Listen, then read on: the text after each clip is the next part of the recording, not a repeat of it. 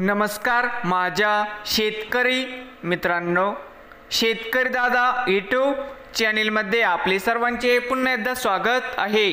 आज आपण बघणार आहे सोयाबीनचे बाजारभाव। धाराशिव जिल्ह्यातील एडशी येथील आजचे सोयाबीन बाजारभाव म्हणजे दिनांक 4 एप्रिल 2025, आज वारे शुक्रवार।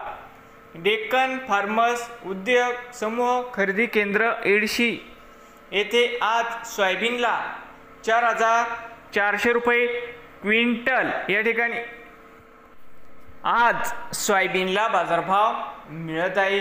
तर मित्रांनो, नवीन आले असाल तर शेतकरी दादा यूट्यूब चॅनेलला सबस्क्राईब करा।